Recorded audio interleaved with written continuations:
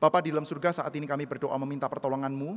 Kiranya Tuhan dengan belas kasihan yang besar boleh beserta dengan kami. Pimpinlah kami Tuhan di dalam segala kesederhanaan kami, untuk kami ini diberikan oleh-Mu dan kami diberikan kemampuan untuk menerima firman Tuhan. Karuniakanlah kepada kami firman-Mu Tuhan, karena kami adalah umat-Mu, milik kepunyaan-Mu. Kami ini bukan kepunyakan institusi gereja, kami juga bukan kepunyakan hamba Tuhan, tapi kami ini adalah milik kepunyaan-Mu Tuhan, bangsa-Mu, umat-Mu sendiri. Karena itu peliharakanlah kami dengan firman-Mu. Terpujilah nama-Mu ya Tuhan, dalam nama Tuhan Yesus kami bersyukur dan berdoa, amin. Saudara-saudara sekalian, hari ini saya ingin mengajak kita untuk melihat dari dua bagian Alkitab. Bukan dua ayat ya, tapi dua bagian Alkitab. Yang pertama saudara, kita bersama-sama melihat dari kitab 2 Raja-Raja pasal 23. Ini ayat yang kita sudah pernah baca 2 minggu yang lalu saudara. 2 Raja-Raja pasal yang ke-23.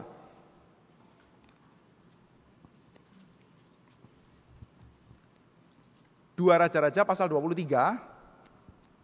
Kita akan baca secara bergantian saudara ya, ayat 24 sampai dengan 27.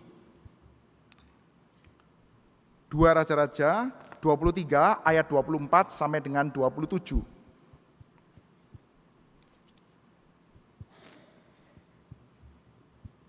Saya bacakan ayat 24, saudara 25, demikian sampai dengan 27. Para pemanggil arwah dan pemanggil roh peramal, juga terafim, berhala-berhala dan segala dewa kejijikan yang terlihat di tanah Yehuda dan di Yerusalem dihapuskan oleh Yosia dengan maksud menepati perkataan Taurat yang tertulis dalam kitab yang telah didapati oleh Imam Hilkia di rumah Tuhan. Sebelum dia tidak ada raja seperti dia yang berbalik kepada Tuhan dengan segenap hatinya, dengan segenap jiwanya dan dengan segenap kekuatannya, sesuai dengan segala Taurat Musa. Dan sesudah dia tidak ada bangkit lagi yang seperti dia. Tetapi Tuhan tidak beralih dari murkanya yang sangat bernyala-nyala itu, yang telah bangkit terhadap Yehuda oleh karena segala sakit hatinya yang ditimbulkan Manasye. Lalu berfirmanlah Tuhan, juga orang Yehuda akan kujauhkan dari hadapanku seperti aku menjauhkan orang Israel. Dan aku akan membuang kota yang kupilih ini, yakni Yerusalem, dan rumah ini, walaupun aku telah berfirman tentangnya, namaku akan tinggal di sana. Baik, saya mengajak kita untuk melihat satu buah bagian lain di dalam kitab suci, yaitu dari kitab Yeremia. Mari kita bersama-sama melihat dari Yeremia pasal yang ke-14. Yeremia pasal yang ke-14. Mulai dari ayat yang ke-19 sampai 21. Yeremia pasal 14 ayat 19 sampai 22, maaf ya, 19 sampai 22. Kita baca bergantian ya. Yeremia 14 ayat 19 sampai 22. Atau kita baca semua aja ya, 19 sampai 22 ya. Yeremia 14. 1, 2, 3. Telah kau tolakkah Yehuda sama sekali? Telah merasa muakkah engkau terhadap Sion? Mengapakah kami kau pukul sedemikian hingga tidak ada kesembuhan lagi bagi kami? Kami mengharapkan damai sejahtera, tetapi tidak datang sesuatu yang baik. Mengharapkan waktu kesembuhan, tetapi hanya ada kengerian. Ya Tuhan, kami mengetahui kefasikan kami dan kesalahan nenek moyang kami. Sungguh kami telah berdosa kepadamu. Janganlah engkau menampik kami oleh karena namamu, dan janganlah engkau menghinakan tahta kemuliaanmu. Ingatlah perjanjianmu dengan kami, janganlah membatalkannya. Adakah yang dapat menurunkan hujan di antara dewa kesia-siaan bangsa-bangsa itu? Atau dapatkah langit sendiri memberi hujan lebat? Bukankah hanya engkau saja ya Tuhan, Allah kami, pengharapan kami yang membuat semuanya itu? Sampai di sini pembacaan Alkitab kita.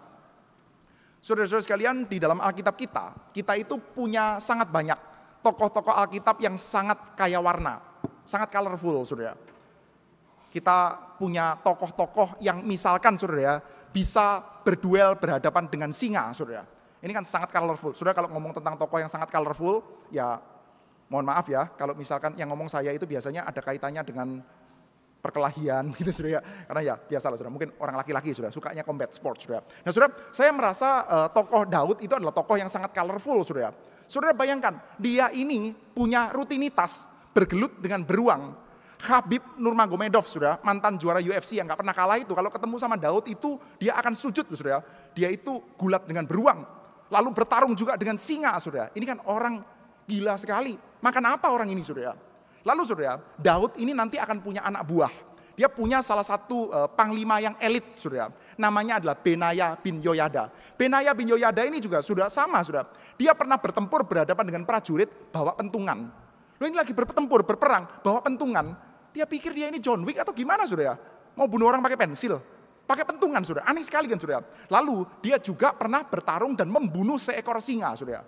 Benaya bin Yoyada. Tokoh yang sangat colorful, sudah. Duel lawan singa, duel lawan beruang, sudah. Dan tentu saja, sudah, tokoh favorit saya, ini salah satu tokoh favorit of all time, sudah, yaitu Daniel, sudah. Daniel itu, sudah, ketika berhadapan dengan kumpulan singa di dalam gua singa, di antara singa-singa yang sengaja diedit pakai Photoshop genetika, saudara, rekayasa genetika, saudara. Yaitu apa? Singa-singa yang memang diedit khusus untuk makan orang. Saudara kalau pergi ke wildlife ya, Anda pergi ke Taman Nasional gitu, saudara. Saudara, singa itu pada umumnya dia itu tidak berencana untuk makan orang. Maka saudara lihat di dalam taman safari, seringkali sudah di Afrika begitu ya, itu mobilnya bak-bak terbuka. Orang-orang turis-turis itu datang dengan bak terbuka, saudara. Lalu mereka bisa foto-foto singa dan nggak apa-apa, saudara. Karena apa? Karena singa secara natural itu nggak makan orang. Tapi ya nggak usah dicoba sih ya. Tapi ya kita tahu sudah bahwa singa itu aslinya dia makanannya itu zebra. Makanannya singa itu adalah bison gitu ya. Atau kalau makanan yang gede ya dia akan makan buffalo, saudara. Dia nggak makan orang harusnya ya, saudara. Tetapi saudara, Babel itu punya kreativitas yang sangat aneh, yaitu mengedit, melatih singa-singa supaya jadi doyan makan orang. Lalu singa-singa itu dikumpulkan jadi satu menjadi media penghukuman yang paling menakutkan, saudara, yaitu goa singa, saudara. Daniel dimasukkan ke sana, saudara, disuruh duel lawan singa-singa editan itu, saudara. Lalu, saudara, apa yang terjadi, saudara? Singa-singa itu, saudara, nggak perlu berduel dengan Daniel, mereka lihat Daniel langsung sungkan sekali, saudara. Ini kan keren luar biasa, saudara.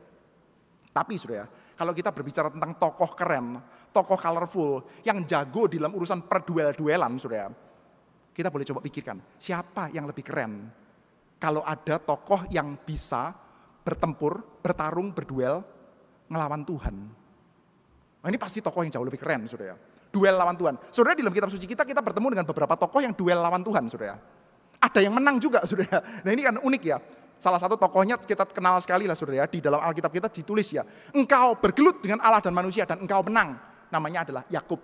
Tentu ya bukan berarti Anda membayangkan ya Yakub berduel dengan Tuhan terus dia menang. Ya enggak lah, saudara. Dia berduel dengan Tuhan sampai cedera. Berduel dengan sangat serius. Lalu saudara, dia cedera tapi dia keluar hidup-hidup dan mendapatkan apa yang dia mau. Yaitu dia diberkati oleh Tuhan, dikasih nama yang baru, saudara. Oke, Yakub menang. Ada tokoh-tokoh lain yang juga pernah berduel dengan Tuhan, tapi kalah. Misalkan Ayub. Ayub itu kasih pertanyaan yang banyak sama Tuhan. Tuhan, ayo jawab saya.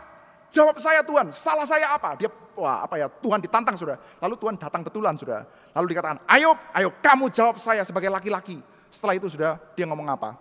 Tuhan, saya cabut perkataan saya, nggak jadi deh. Gitu, saudara. Ini berduel dengan Tuhan dan kalah, saudara.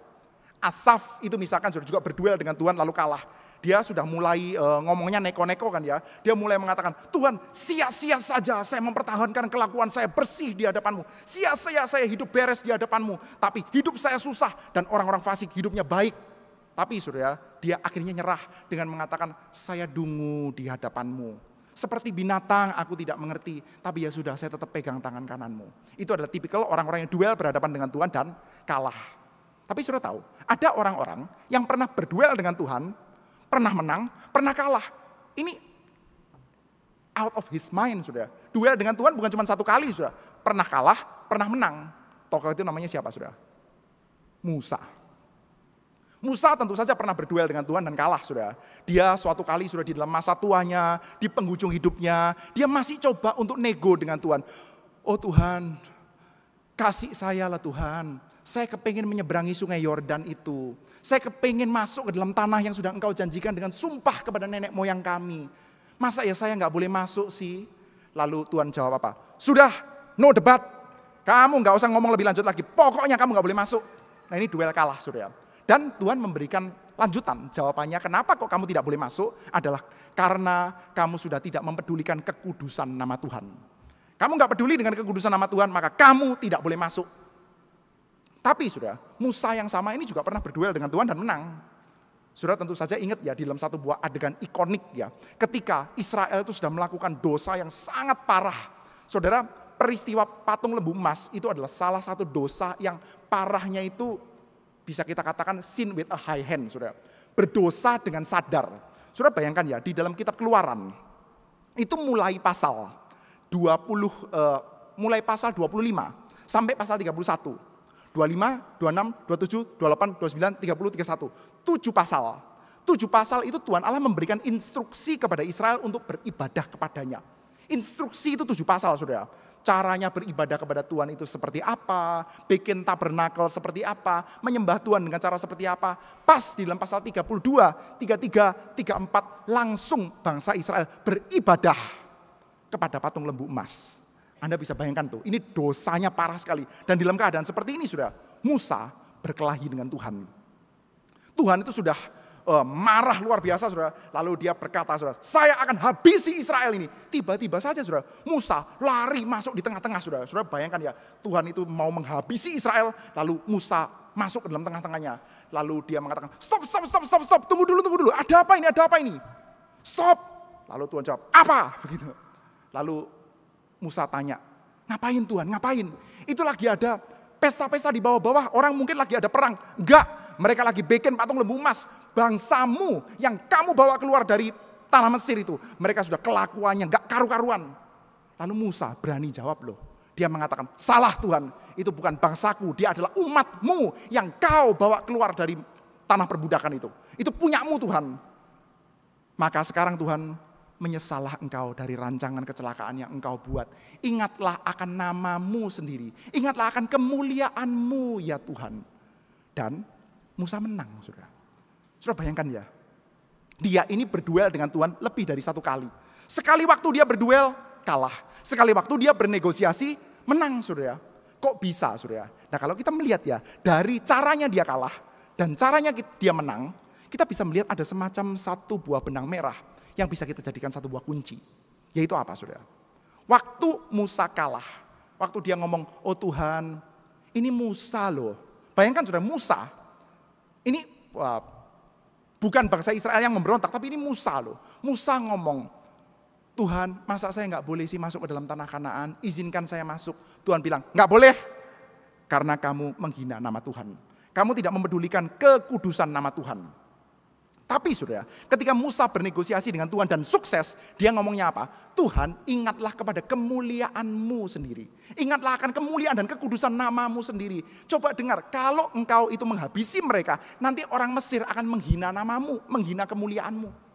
Maka saudara, kita bisa mendapatkan satu buah trik yang ada sedikit tambahan trik kecil, saudara. Ketika Musa mengatakan, Tuhan, tunjukkan kemuliaan-Mu. Maka Musa dibawa ke dalam satu buah gunung dan Tuhan lewat dan memberikan segala kegemilangannya kepada Musa. Dia mengatakan, Tuhan, Tuhan, penuh dengan kasih setia, panjang sabar, lambat untuk marah. Itu kunci penting, saudara. Yang pertama berkaitan dengan kemuliaan Tuhan. Yang kedua berkaitan dengan belas kasihan Tuhan. 2 hal Anda pegang berduel dengan Tuhan, pasti menang. Ini menjadi semacam kayak blueprint, saudara. Ketika kita datang di hadapan Tuhan, berduel, mengajukan case kita dengan Tuhan, berkelahi dengan Tuhan, saudara pasti menang. Kalau saudara pegang 2 jurus ini dengan sangat baik. Kuasai 2 jurus ini dengan baik. Yaitu apa? Yang pertama, perhatikan nama Tuhan. Yang kedua, datang memohonkan belas kasihan Tuhan. Gak mungkin gak sukses. Kayaknya kok gampang ya. Mungkin Anda mengatakan, enggak tuh, saya faktanya berdoa sering gagal kok. Ya memang, blueprintnya kita punya, rumusnya kita punya, tapi jalannya memang susah. Saudara kayak begini, kalau saya bilang begini ya, saudara-saudara sekalian, Anda kepingin punya badan yang bagus, Anda pengen punya body goals, badan yang bagus, ada rumusannya ini benar, camkan, Anda kalau jalankan ini baik-baik, pasti sukses. Apa itu? Yang pertama, olahraga latihan beban dengan beban yang pas, repetisi yang pas, lalu juga gerakannya yang benar. Kedua, penuhi kebutuhan protein. Yang ketiga, istirahat yang cukup. 3 hal Anda pegang, badanmu pasti bagus. Tapi banyak yang sukses enggak? Enggak kan? Banyak yang gagal. Apakah rumusnya salah? Ya enggak. Itu pada ujungnya akan menjadi body goals. Goals itu kan ada di sono, sudah. Gagal terus kita, sudah. Kenapa, sudah? Ya rumusnya sih betul, tapi jalannya susah. Yang akhirnya berhasil ada enggak? Ya ada sih, tapi lebih dikit. Kalau saya tanya kepada saudara, ya ini di sini semua nih saudara 300 orang lebih. Saya tanya, apakah Anda kepingin punya badan yang bagus? Kayaknya semua kali ya, 100%. Iya, rumusnya sudah ada loh, ada. Mau. Jalannya bisa nggak? Susah. Rumusnya sih betul, jalannya susah. Tapi ada yang berhasil nggak? Ada. Yang berhasil itu bagaimana? So? Siapa saja? Yang berhasil pertama biasanya orangnya itu determined, sudah. Ini dia harus adalah orang a man of focus, commitment, and sheer will. Kayak John Wick, sudah. Anda harus punya komitmen yang kuat sekali. Lalu determinasinya kuat, fokus, maka Anda akan berhasil. Tapi orang seperti itu sedikit. Sudah, sekarang pertanyaannya. Kalau kita mengatakan berdoa di hadapan Tuhan, berkelahi dengan Tuhan, pasti menang. Rumusnya simpel kok. Kenalilah belas kasihan Tuhan, utamakan kemuliaan Tuhan. Rumusnya simpel. Tapi kok faktanya kita banyak yang gagal. Yang jalaninya susah, sudah. Kebanyakan kalau kita berdoa, doa kita itu berfokuskan, berputar-putar kepada urusan apa sih, sudah?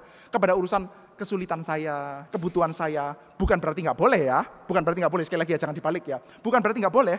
Tetapi sudah, ya jangan kita jadi bertanya, kok saya doa nggak efektif? Kok saya bergulat dengan Tuhan kalah melulu? Kenapa, sudah? Lah rumusannya memang nggak dijalankan. Dan memang nggak terlalu gampang ya untuk menjalankan rumusan ini. Tapi kalau kita bertanya, kira-kira siapa ya yang bakal bisa berhasil untuk menjalankan rumusan ini? Siapa? Kandidat-kandidat terkuatnya siapa, sudah? Pendeta kah? Hamba Tuhan kah? Atau siapa, sudah? Well, kalau di dalam kitab suci kita tanya tokoh-tokoh Alkitab, siapa yang kira-kira punya kans untuk sukses dalam hal ini, sudah? Saya pikir salah satu yang kansnya paling sukses adalah orang-orang dari golongan imam. Orang-orang dari golongan imam. Orang-orang Lewi, gitu, dari golongan imam. Ya ini adalah golongan orang-orang yang mungkin kans suksesnya lebih gede. Namanya dia imam kok, sudah. Dan kita melihat, sudah, di dalam kitab suci kita, ada satu buah keluarga imam di satu buah daerah, namanya adalah Anatot. Ada seorang imam di Anatot, dia punya anak. Anaknya dibesarkan dalam tradisi imam juga. Anaknya namanya adalah Yeremia. Yeremia sudah pasti adalah orang yang dibesarkan di dalam tradisi mosaik.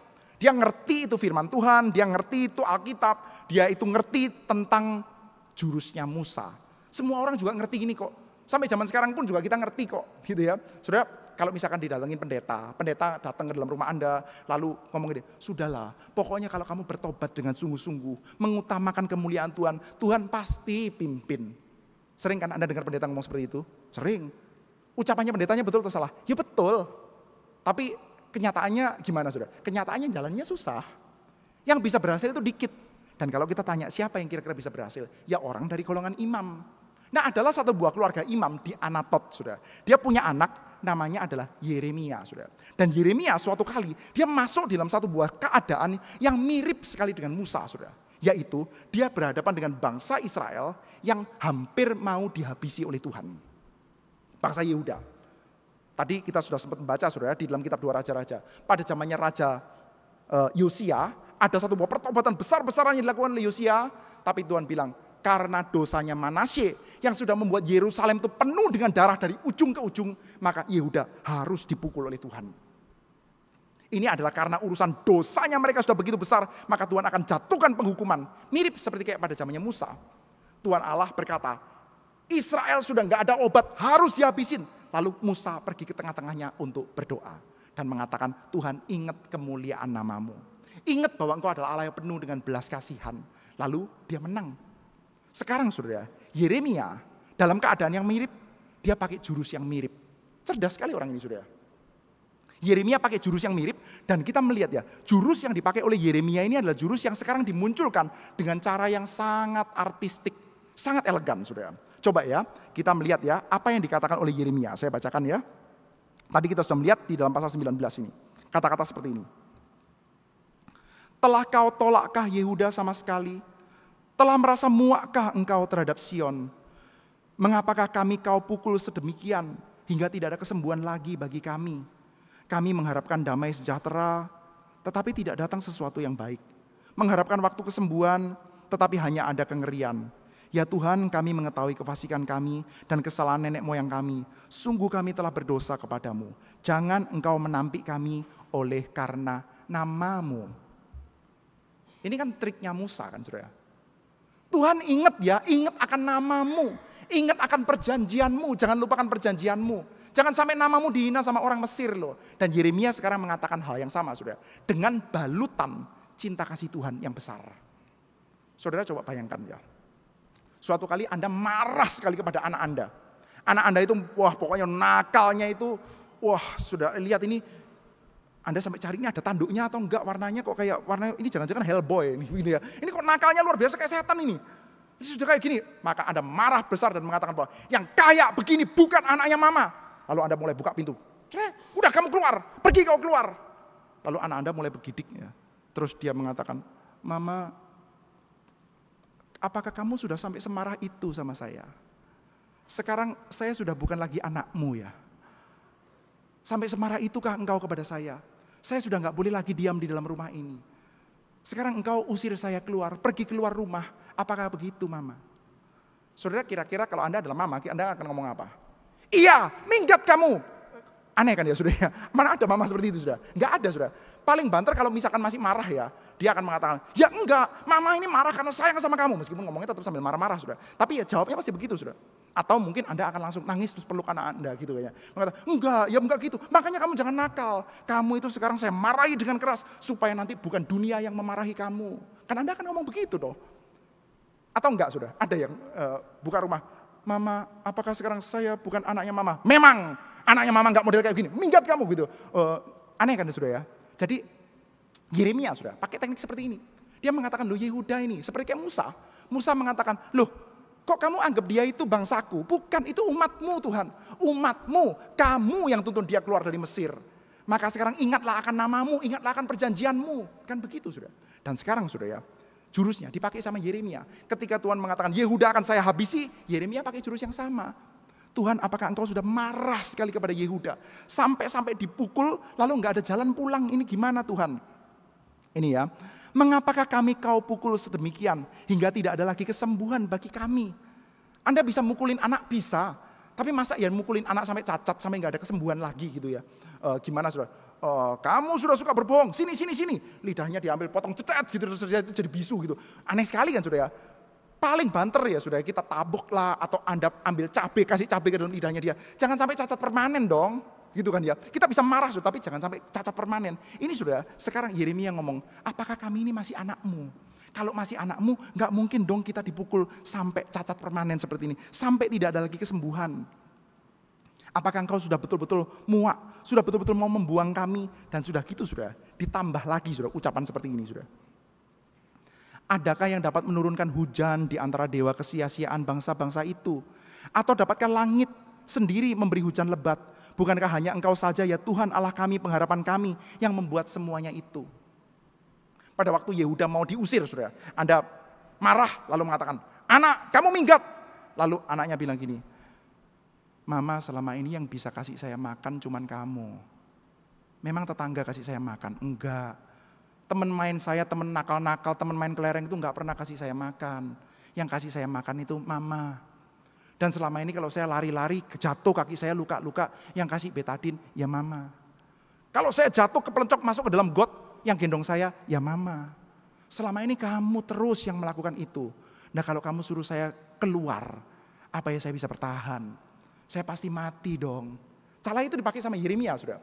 Dia mengatakan, selama ini langit itu gak bisa kasih hujan sendiri yang benar saja. Yang kasih hujan itu Tuhan.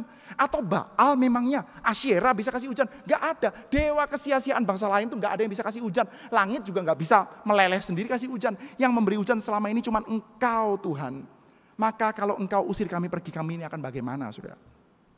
Saudara, kalau Anda adalah orang tua, Anda akan mengatakan apa? "Ya sudah sini. Lain kali jangan diulangi lagi ya. Marah sekali Mama. Ini peringatan ya begitu ya." Itu diulangi 10 kali ya begitu terus saudara. Tapi ya itu namanya orang tua. Jadi saudara expect ya. Sampai dalam tahapan seperti ini. Kira-kira Tuhan jawab apa? "Oh Yehuda, oh Yeremia, memang dosamu sudah besar. Tapi karena ya, kamu sudah bertobat ya sudah saya akan mengampuni engkau." Tapi saudara, mari kita coba lihat ya. Yeremia pasal 15.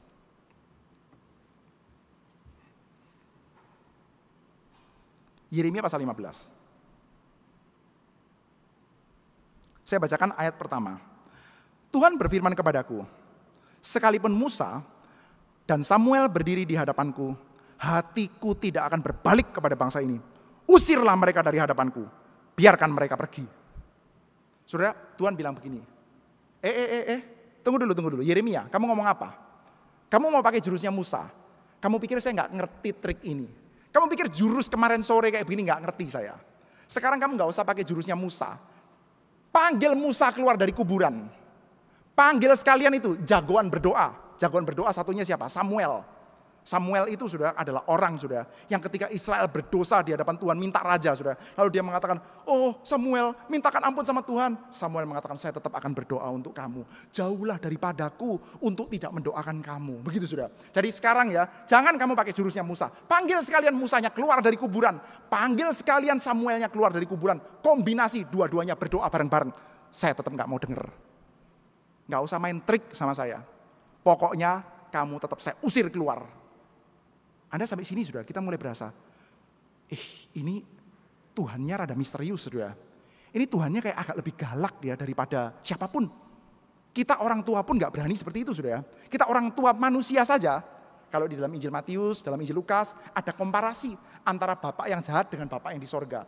Bapak mana di dalam dunia ini yang akan memberikan kalajengking atau ular bagi anak-anak yang meminta roti atau ikan? Gak ada. Kalian bapak yang jahat, tahu memberikan yang baik kepada anak-anak, apalagi Bapamu yang di sorga. Ini kebalik saudara. Bapak-bapak di dalam dunia, mami-mami di dalam dunia, tahu memberikan yang baik kepada anak-anaknya, tahu. Tapi Tuhan kali ini enggak.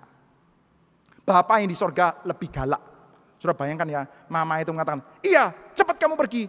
Mama, tapi di luar sana jalan raya, itu mobil semuanya jalan cepat kenceng-kenceng itu gimana mama? Pokoknya pergi, kagak peduli. Terus saudara, Tuhan melanjutkan dengan mengatakan seperti ini. Apabila mereka bertanya kepadamu, kemanakah kami harus pergi? Ini Yeremia sudah ngotot, sudah namanya berduel dengan Tuhan harus persisten dong. Dia ngomong, Tuhan kalau engkau mengusir kami keluar, kami ini mesti pergi kemana? Saudara, ini kan harusnya sudah jurus pamungkas saudara. Saudara kalau kita bilang sama anak kita ya, udah kamu keluar saja. Lalu anak kita mengatakan seperti ini. Saya mesti pergi kemana kalau keluar? Saudara, harusnya orang tua meleleh, saudara. Biasanya ya, saudara. Kenapa kok orang tua nggak meleleh? Karena anak-anak nggak pernah ngomong seperti ini, saudara. Anak-anak ngomongnya apa? Pergi kamu keluar. Ya nggak apa-apa. Saya pergi keluar, pergi ke tempatnya rumahnya Budi sana. Di dalam kamarnya penuh dengan wifi, begitu ya. Saya juga disayangi kok sama mamahnya. Wah, itu kita malah muntap. Kalau bisa kita hajar sekalian aja anak seperti ini, saudara ya. Tapi yang banyak kan anak-anak seperti itu, saudara. Nggak ada anak-anak yang memelas seperti ini, saudara. Tapi Yeremia ngerti, saudara. Dia sampai mengatakan, saya nggak mungkin pergi ke rumahnya Budi. Saya nggak mungkin pergi ke rumahnya Ari. Apalagi Budi Ari, lebih nggak mungkin lagi. Saya nggak mungkin pergi ke rumah-rumah itu. Siapa yang bisa kasih hujan? Siapa yang kasih saya makan? Yang kasih saya makan, kasih saya kehidupan. Balut saya ketika luka, cuman engkau mama. Nggak mungkin saya diusir pergi. Nggak bisa saya. Tapi ini Tuhan jawabnya seperti ini. Kalau mereka tanya ya, mau pergi kemana? Nih, saya kasih alternatif. Alternatifnya bukan rumahnya Budi loh. Alternatifnya ini. Kalau mereka tanya, jawablah begini. Yang ke maut, ke mautlah. Yang ke pedang, ke pedanglah. Yang ke kelaparan, ke kelaparanlah. Dan yang ke tawanan, ke tawananlah. Aku akan mendatangkan atas mereka 4 hukuman, demikian firman Tuhan. Pedang untuk membunuh. Nanti selanjutnya kita melihat, saudara. Jadi saudara, ketika mereka itu memelas dan bertanya, Tuhan, ketika engkau usir kami pergi, kami akan lari kemana? Pergi ke rumahnya siapa? Kami tahu Baal itu tidak kompeten. Kami tahu Asyera nggak bisa memberikan kepada kami makan. Kami tahu Marduk, Milkom itu semua nggak bisa memeliharakan kami. Tuhan bilangin, oh gitu ya. Kamu pergi ke rumahnya Baal nggak bisa. Asyera nggak bisa. Masih ada yang lain. Kemana? Pergi ke maut. Pergi ke pedang. Pergi ke kematian atau pergi ke tawanan. Sudah, pergi kamu ke sana. Lalu saudara, Yeremia nggak kapok, nggak menyerah. Dia masih berkata, Tuhan, tapi nanti bagaimana? Kalau sudah saya pergi ke sana itu mati terus bagaimana? Oh kalau mati, kamu bingung kalau mati bagaimana? Saya pun sudah persiapkan kalau kamu mati kamu bakal bagaimana? Ini jawabannya. Kalau kamu mati ini jawabannya. Saya sudah siapkan kepada kamu anjing-anjing untuk menyeret-nyeret, burung-burung di udara dan binatang-binatang di bumi untuk memakan dan menghabiskan. Kagak usah khawatir kalau kamu nanti mati bagaimana. Kalau kamu nanti mati saya kirim anjing buat beresin bangkaimu. Kalau kamu nanti mati saya akan kirim burung pemakan bangkai untuk menghabiskan kamu. Saudara, Dengan demikian aku akan membuat mereka menjadi kengerian bagi segala kerajaan di bumi. Oleh karena segala yang dilakukan oleh Manasye bin Hizkia, Raja Yehuda di Yerusalem.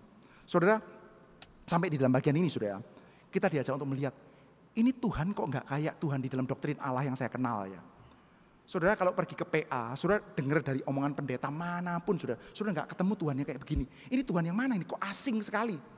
Setiap kali pendeta besuk ke dalam rumah Anda pergi konseling ke dalam pendeta, selalu pendetanya mengatakan, kalau Anda bertobat dengan sungguh-sungguh, pasti Tuhan akan mengasihi kamu kembali. Tapi saya ini dosanya besar loh Pak, apakah Tuhan mau terima saya kembali? Pasti Tuhan mau terima saya kembali, pakai kata pasti terus saudara. Itu Tuhan yang kita kenal saudara. Tapi saudara, di sini saudara, kita mendapati ya Tuhan yang membingungkan. Tuhan yang diperkenalkan oleh Yeremia, dan Yeremia pun mungkin bingung juga saudara dengan keadaan seperti ini saudara. Ini Tuhan yang seperti apa saudara. Namun ya kalau kita coba untuk deep dive ya, kita coba untuk perhatikan lagi nanti ya isi dari kitab Yeremia ini, atau kalau kita coba balik lagi ke dalam kitab Raja-Raja, kita melihat ya bahwa memang sih Yehuda itu memang tingkat kejahatannya itu bikin kita berpikir-pikir saudara. Dicatat ya saudara. Ketika Yehuda itu pada zamannya Manasye menyembah berhala-berhala yang aneh-aneh itu, menyembah banyak sekali berhala, melakukan tindakan berdosa yang besar saudara, maka penyembahannya kepada dewa-dewa palsu itu akan bermanifestasi ke dalam kehidupan nyata saudara. Dan manifestasi kepada kehidupan nyatanya adalah apa? Melakukan penindasan, menumpahkan darah orang tak bersalah, blood guilt. Dikatakan Manasye itu memenuhi Yerusalem dari ujung ke ujung dengan darah. Ya memang itu bahasa hiperbolik ya saudara. Yerusalem dari ujung ke ujung. Saudara, Yerusalem itu kota suci loh. Yerusalem itu tempat di mana ada bait suci. Di Yerusalem itu ada cipratan darah? Enggak ada. Di Yerusalem itu harusnya memang ada darah, tapi darah binatang kurban, darah binatang sembelian, darah binatang kurban dan sembelian yang menyatakan bahwa Tuhan Allah adalah Tuhan yang berbelas kasihan dan cinta kasih, mengampuni dan mau menerima kembali. Tapi pada zamannya Manasye, Yerusalem penuh dengan darah, bukan dengan darahnya binatang kurban, tapi penuh dengan darahnya orang tak bersalah dari ujung ke ujung, saudara. Itulah Yerusalem, itulah Yehuda yang harus dibuang oleh Tuhan. Saudara, tadi kita sudah sama-sama mendoakan saudara. Hari ini kita merayakan 80 tahun kemerdekaan Indonesia. Saudara, saya pikir ya kita perlu agak bertanya loh. Hari ini sebetulnya kita itu merayakan atau wajib merebut ya. Merayakan sesuatu kemerdekaan. Kemerdekaannya itu ada atau enggak sih? Kalau coba dilihat-lihat ya saudara. Perayaan-perayaan yang ada, perayaan-perayaan kemerdekaan saat ini saudara. Yang diwajibkan untuk kita jalankan saudara. Itu adalah model perayaan seperti apa sih saudara? Perayaan yang isinya adalah seremoni pemujaan kepada lambang-lambang negara. Sekali lagi saudara, seremoni pemujaan atau penyakralan, mensakralkan lambang-lambang negara. Seperti halnya misalnya ya bendera, seperti misalnya lagu-lagu nasional. Tapi saudara, ketika kita merayakan itu semua, kita diajak untuk merayakannya dengan cara yang sangat dangkal. Minim sekali nalar saudara. Pokoknya harus disakralkan. Sesuatu yang disakralkan itu biasanya nggak boleh dipertanyakan kembali saudara. Tapi kalau kita boleh coba katanya merdeka. Kalau merdeka itu paling tidak ya mikir merdeka dong. Merdeka mikirlah paling enggak saudara. Coba kita trace back ya 90 tahun yang lalu saudara. 90 tahun yang lalu atau 100 tahun yang lalu. Saudara tanya ya, warna yang dianggap sakral di Hindia Belanda. Tanah yang sama. Tanah yang kita injak ini saudara 90 tahun yang lalu saudara. Saudara tanya, warna apa yang paling sakral? Warnanya adalah merah, putih, biru. Itu warna sakral tuh. Warna kerajaan, merah, putih, biru. Sakral itu saudara. Gak boleh diapa-apakan saudara. Tetapi karena isinya adalah penindasan. Isinya adalah pemerasan, mengeruk kekayaan untuk segelintir orang saja. Maka merah, putih, biru itu boleh kita pertanyakan.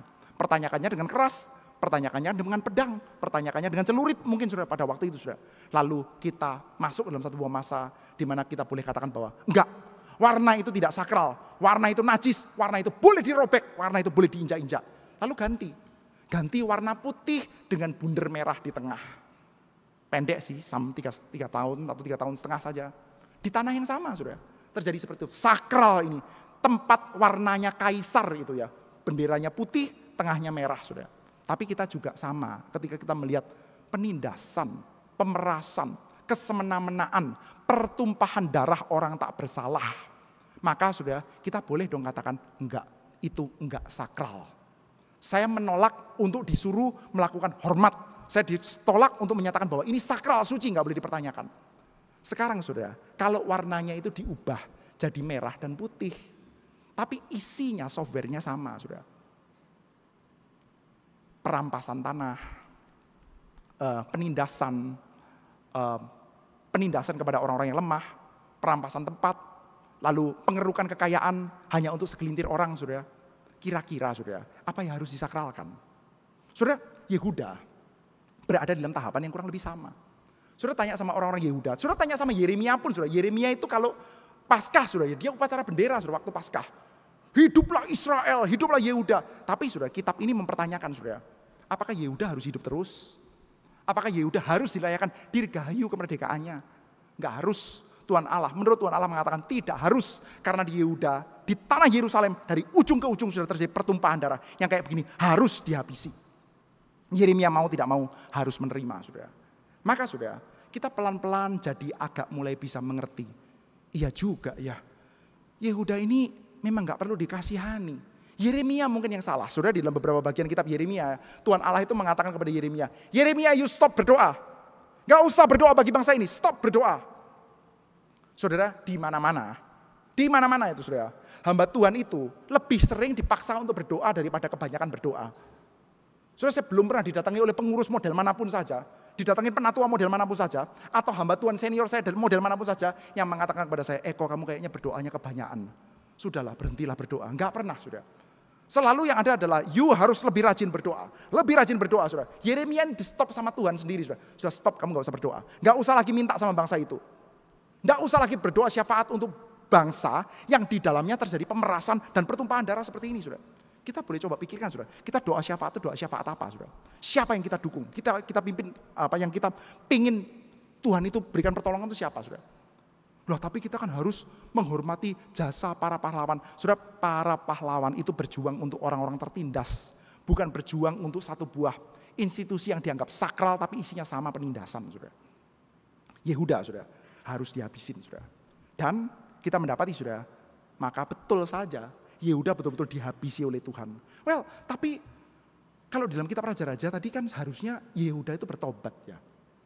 Di dalam kitab Raja-Raja itu kita lihat loh, ada catatan loh, bahwa sebelumnya Yosia dan setelahnya Yosia tidak ada orang yang bertobat seperti dia.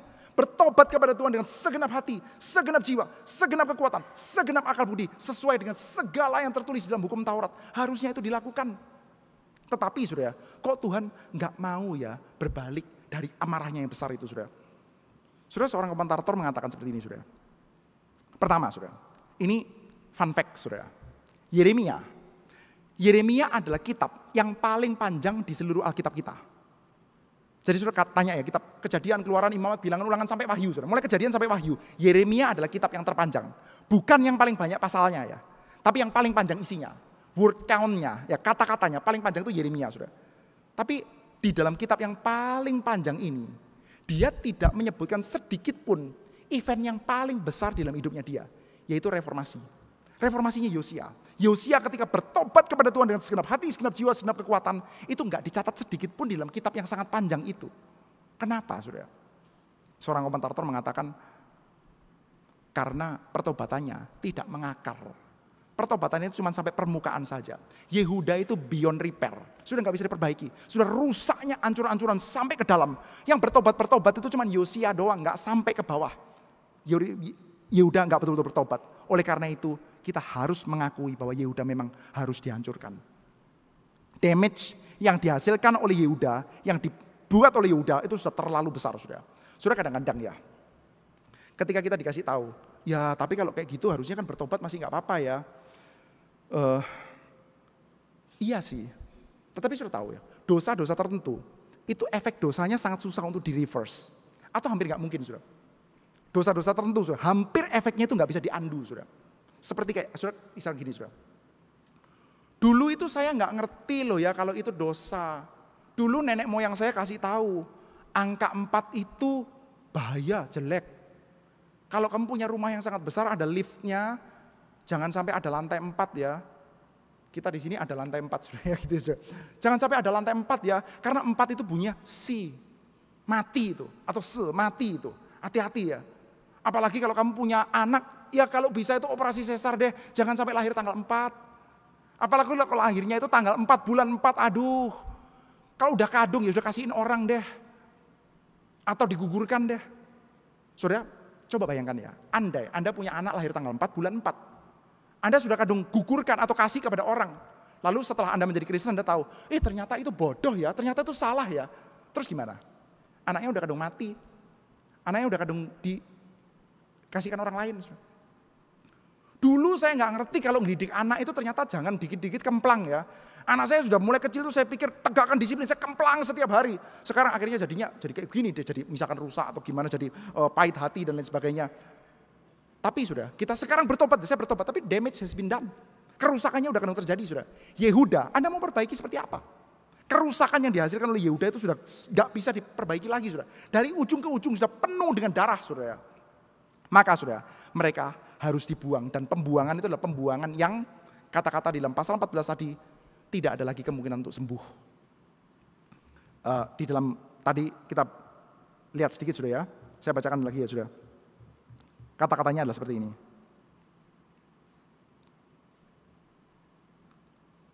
Telah kau tolakkah Yehuda sama sekali? Telah merasa muakkah engkau terhadap Sion?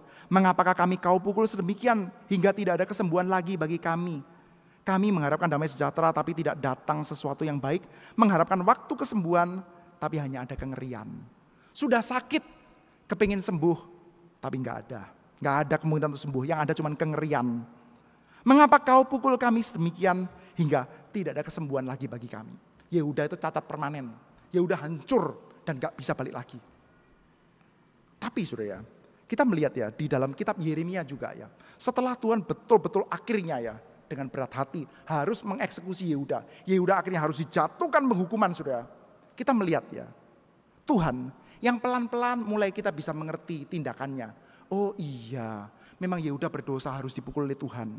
Sekarang sudah kita melihat dia mulai masuk ke dalam tindakan-tindakan yang agak membingungkan lagi. Saya ajak kita lihat ya, Yeremia pasal 31. Mari kita coba lihat ya, Yeremia pasal 31, ayat yang ke-20. Yeremia pasal 31.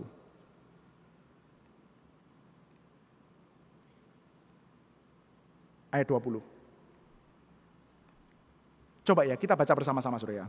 Yeremia pasal 31 ayat 20. 1, 2, 3. Anak kesayangankah Efraim bagiku atau anak kesukaan?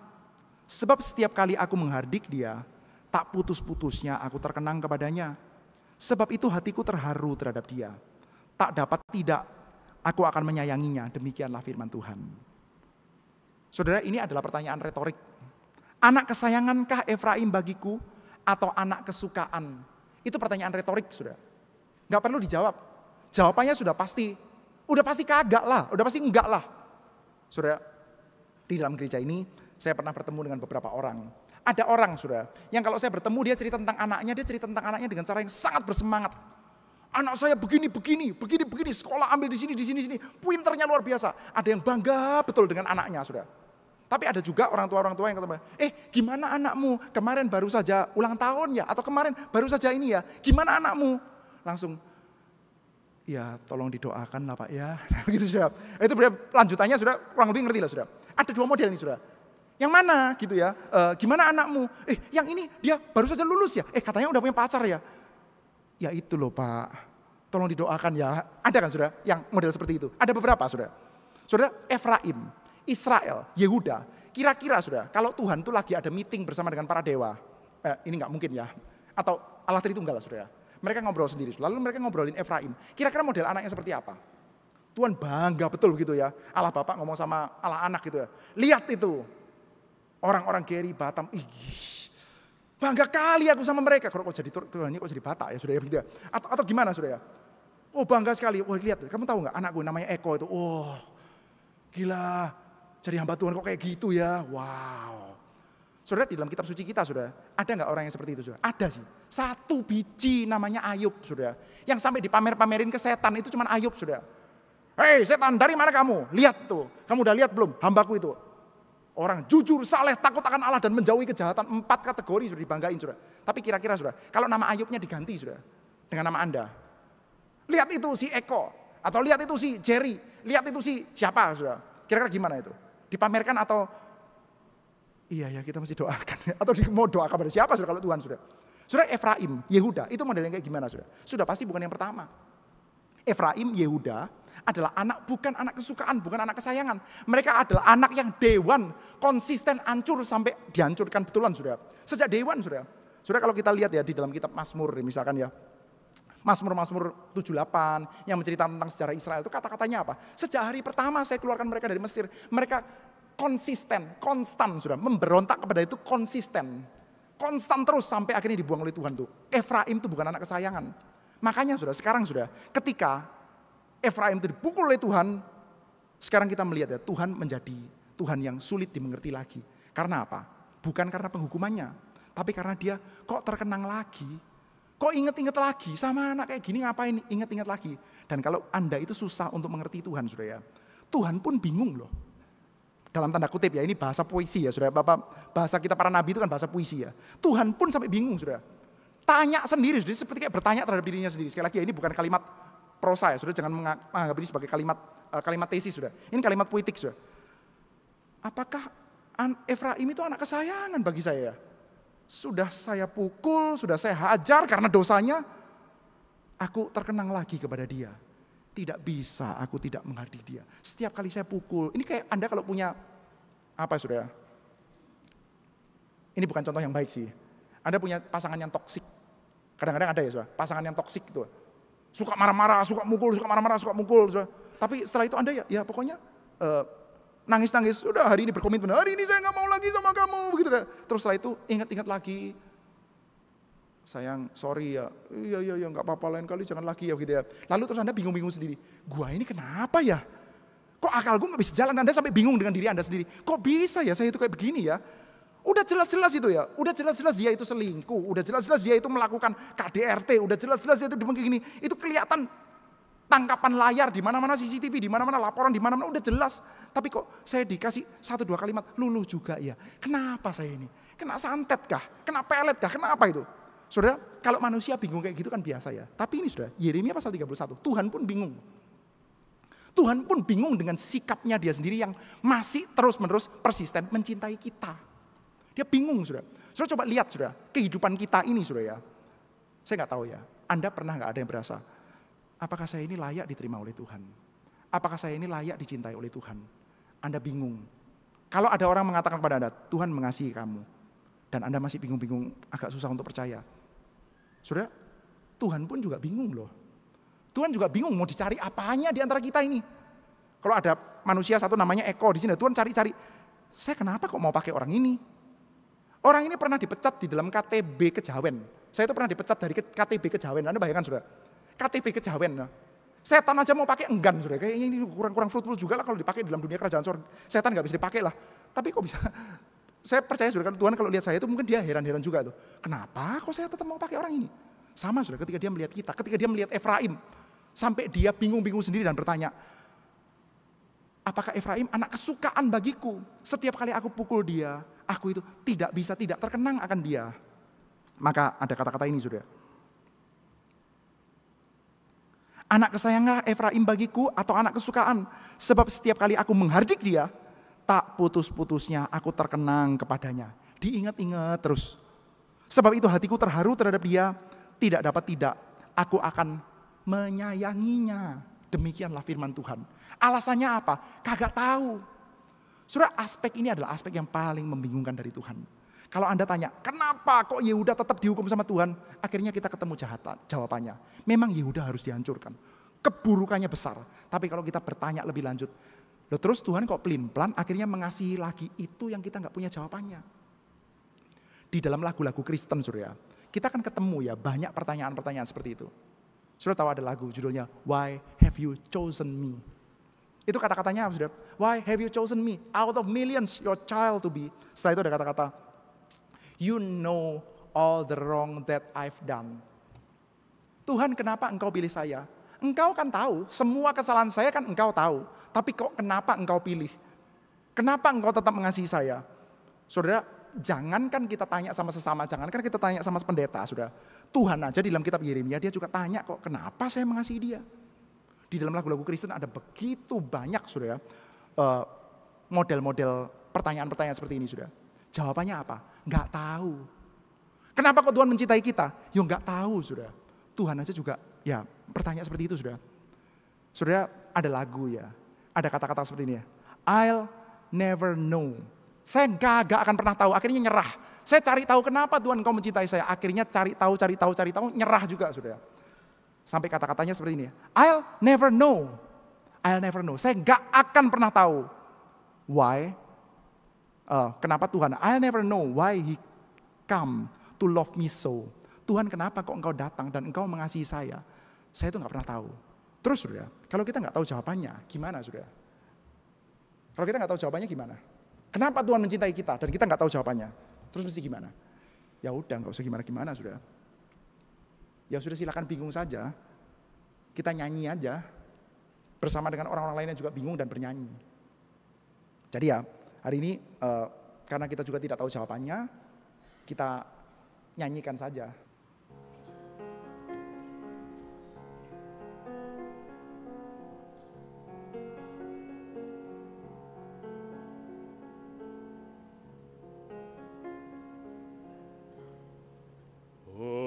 Amazing grace shall always be my song of praise, for it was grace that bought my liberty.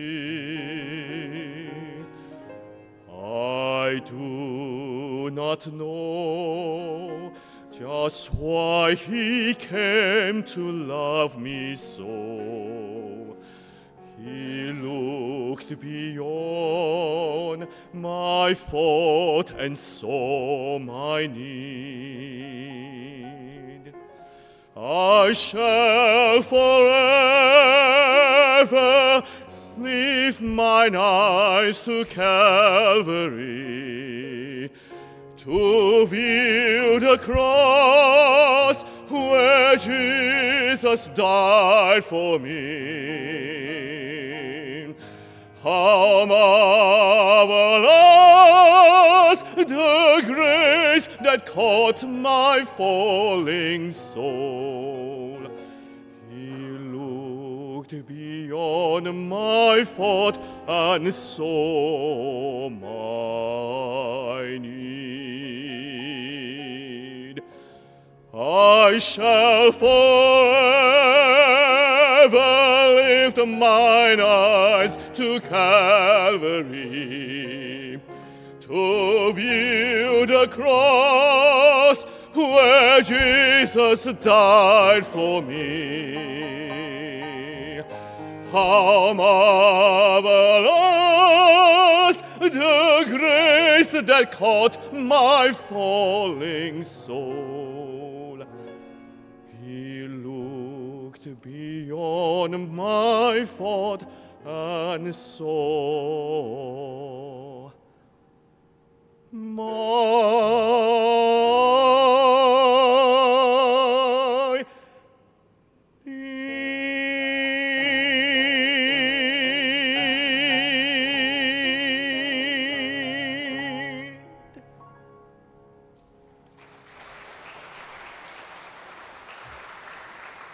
Mari kita bersama berdoa. Bapa, kami bersyukur di hadapan Tuhan. Kami bersyukur dan mengakui bahwa kami tidak akan pernah sampai selama-lamanya mengerti, sampai kapanpun memahami mengapa pada ujungnya Engkau terkenang juga atas kami. Mengapa Engkau punya ingat-ingatan, mengapa Engkau mencintai, mengapa Engkau mengampuni, mengapa Engkau membeli kami dengan harga yang mahal. Kami ingin terus-menerus saja Tuhan duduk dan mendongak melihat ke Kalvari, dan kami terus diperangkap di dalam kebingungan yang membahagiakan kami itu. Terima kasih ya Tuhan untuk kebaikan-Mu. Dalam nama Tuhan Yesus kami bersyukur dan berdoa. Amin.